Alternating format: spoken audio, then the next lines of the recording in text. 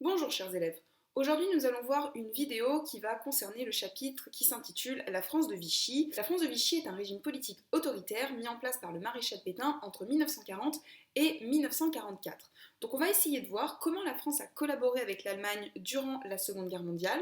pourquoi certaines personnes ont refusé la défaite et eux sont entrés en résistance contre cette collaboration, et également ce qui s'est passé en France sur le territoire pendant cette guerre. Alors déjà, il faut se souvenir que la France a déclaré la guerre à l'Allemagne le 3 septembre 1939.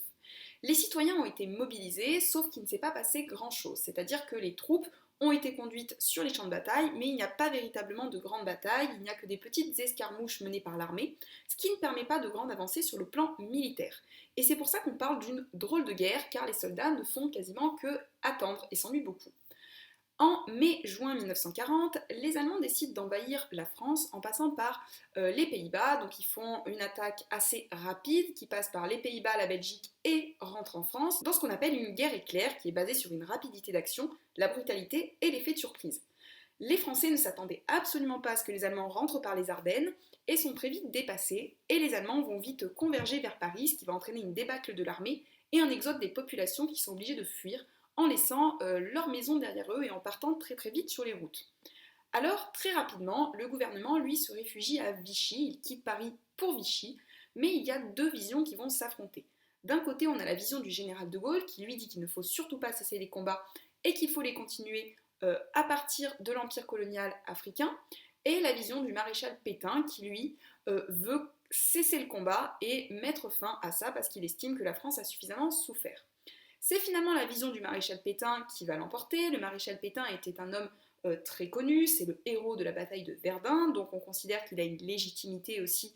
à prendre cette décision. Et le 17 juin 1940, il s'exprime à la radio dans un discours qui est donc radiodiffusé, et il annonce que la France s'est battue vaillamment, mais qu'elle a perdu face à un ennemi supérieur en nombre et en armes, et il explique qu'il va désormais faire don de sa personne à la France afin de l'aider à surmonter cette épreuve.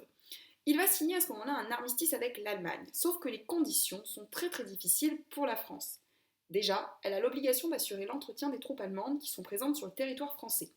Ensuite, l'Alsace et la Lorraine sont annexées, on perd de nouveau l'Alsace et la Lorraine, et la France est divisée en deux zones, avec au nord une zone occupée par l'armée allemande, et au sud une zone dite libre, qui elle est sous le contrôle du régime de Vichy, et ces deux zones sont séparées par une ligne de démarcation. Alors qu'est-ce que c'est que le régime de Vichy? C'est celui que va mettre en place le maréchal Pétain. On l'appelle aussi l'État français. Le maréchal Pétain, ce qu'il faut savoir, c'est que c'est un homme d'un certain âge qui a une vision de la France très conservatrice. Son régime politique est un régime autoritaire. Pourquoi? Parce qu'il y a un seul chef, qui impose un culte de la personnalité, donc de son propre culte, un parti unique, le chef en question possède tous les pouvoirs, qu'il ne partage évidemment avec personne, et il organise également une très forte propagande. Donc la propagande, je vous rappelle, la mobilisation de tous les moyens culturels, donc à la fois pour le culte de sa personnalité, mais également des campagnes d'affichage contre les ennemis du régime de Vichy. Il va également supprimer les libertés fondamentales, notamment la liberté de presse et le droit de faire grève. Il va encadrer la population et il va mettre en place un plan de révolution nationale qui est basé autour d'une nouvelle devise qui s'appelle Travail, famille, patrie, avec la famille au cœur de la nation française, puisqu'il veut mettre en avant le fait que les femmes doivent refaire des enfants, que la famille est très importante, que l'agriculture est très importante, donc se recentrer autour des valeurs de la France. Il va également mettre en place une collaboration, puisque le régime de Vichy, c'est un régime qu'on appelle un régime collaborationniste, c'est-à-dire qu'il va choisir de collaborer avec l'ennemi. J'attire votre attention sur le fait qu'il choisit volontairement de collaborer, parce que longtemps on a dit c'était un pauvre monsieur qui n'avait pas toute sa tête et qui ne savait pas ce qu'il faisait. Maréchal Pétain avait toute sa tête et il savait très bien ce qu'il faisait. Il était antisémite, il n'aimait pas les juifs, et il a choisi volontairement de collaborer puisqu'il a demandé un entretien avec Hitler. Donc cette collaboration, elle est d'abord antisémite, puisqu'il va obliger les juifs à porter l'étoile jaune, à se faire recenser, qu'il va supprimer la nationalité française pour les populations juives et qu'il va récupérer leurs biens. Il va charger un homme qui s'appelle Laval d'organiser la traque des juifs, et lorsque l'Allemagne va demander de livrer les juifs, il va organiser une grande déportation des populations juives, sachant que les Allemands n'avaient demandé que les adultes et que le maréchal Pétain a insisté pour qu'ils prennent également les enfants. Le 16 juillet 1942, des juifs sont arrêtés et vont être parqués dans le vélodrome d'hiver, donc on parle de la rafle du Veldiv, et ensuite ils vont être conduits dans des camps de transit, notamment ceux de Drancy, de Pithiviers et de Bonne-la-Rolande, avant d'être déportés vers Auschwitz et assassinés dans le centre de mise à mort de Birkenau. Il y a 13 000 juifs qui sont arrêtés, dont 4 000 enfants qui vont être mis à mort. Il va également collaborer avec l'Allemagne, notamment au niveau policier, en créant une milice qui va être chargée de traquer les résistants aux côtés de la Gestapo, qui est donc la police allemande.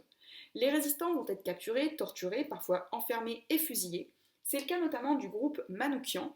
qui était dirigé donc par un homme qui s'appelle Manouchian, qui était majoritairement constitué par des résistants étrangers, qui étaient présents sur le territoire français et qui avaient choisi de se battre au nom de la liberté et des droits de l'homme, et qui vont être arrêtés, torturés et condamnés à être fusillés, et qui mourront donc sur le mont Valérien en 1943. Le régime de Vichy mettra à ce moment-là en place une affiche qu'on connaît, qui est donc cette affiche qui est l'affiche rouge, où on les présente comme des terroristes, avec en gros leurs crimes qu'ils auraient commis donc contre le régime de Vichy et l'armée allemande, et au lieu de passer pour des terroristes comme le voulait le régime de Vichy, en réalité ils sont passés pour des héros. La collaboration est également économique, puisque l'Allemagne demande à ce qu'on livre des travailleurs français et que les Français vont être obligés de partir travailler en Allemagne dans le cadre du STO, le service du travail obligatoire, et il y aura également donc des réquisitions de matériel par l'armée allemande. D'un autre côté, nous avons des personnes qui vont refuser donc de collaborer, qui vont refuser cette défaite et qui vont être portées par la voix du général de Gaulle. Le général de Gaulle, on se rappelle qu'il refusait cette défaite et il a, dès juin 1940, rejoint l'Angleterre et le Premier ministre anglais Churchill, et il a décidé de continuer la lutte depuis l'étranger. Il va s'exprimer le 18 juin 1940 depuis la radio qui s'appelle la BBC, donc une émission qui s'appelle Les Français parlent au français, et il dit que la France n'a pas perdu, qu'elle possède encore une armée, et il invite tous les soldats à le rejoindre dans les colonies africaines. Il ne parle pas des civils, il ne demande pas de former une résistance intérieure. À ce moment-là, il ne parle que des soldats. Et il va partir en Afrique et il va refonder un autre gouvernement qui s'appelle la France libre, donc en parallèle du régime de Vichy, depuis l'Empire colonial qui va se battre aux côtés des Alliés. À partir de 1940, par contre, sur le territoire français, on va quand même voir apparaître de petits actes de résistance. Donc on a souvent en tête les grands actes de résistance, tels que la mort d'officiers, sauf que la résistance passe majoritairement par plusieurs formes, dont des petits actes au quotidien. Le refus de collaborer avec l'ennemi, des tracts, le fait de cacher des juifs, le fait de faire des affiches, le fait de rédiger des journaux, puisque je rappelle que la liberté de presse a été supprimée, donc on va quand même avoir des personnes, notamment des journalistes ou des chroniqueurs, qui vont vouloir continuer, qui vont rédiger des articles contre Hitler et contre le maréchal Pétain, par exemple le journal Combat ou le journal Libération. En 1943, devant tous ces petits actes de résistance qui sont complètement désordonnés, le général de Gaulle décide donc de les organiser. Il va charger Jean Moulin, donc Jean Moulin c'était le préfet de Chartres qui avait refusé la défaite et qui avait refusé la collaboration avec l'Allemagne, qui était parti rejoindre le général de Gaulle en Afrique, et donc de Gaulle va charger Jean Moulin de coordonner les actions de résistance, et il va mettre en place ce qu'on appelle les FFI, donc les Forces françaises de la résistance intérieure, avec l'objectif donc justement de créer un réseau de résistance avec un chef, des exécutants et des missions. Par exemple des missions de renseignement, le fait de cacher des armes pour préparer à la libération. Ces résistants ils vont contribuer à la libération du territoire en fournissant notamment des informations aux Alliés, et ils participeront aux différents débarquements entre juin et août 1944. Puisque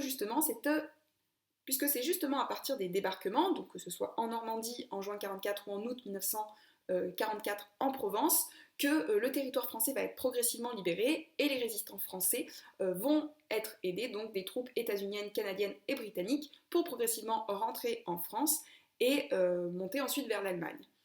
Alors, pendant que les troupes alliées rentrent sur le territoire français, les troupes allemandes commencent à fuir et à remonter vers l'Allemagne, notamment certains officiers français qui avaient collaboré, comme par exemple Laval qui tente de se réfugier en Allemagne, ou même le maréchal Pétain qui s'en va du territoire.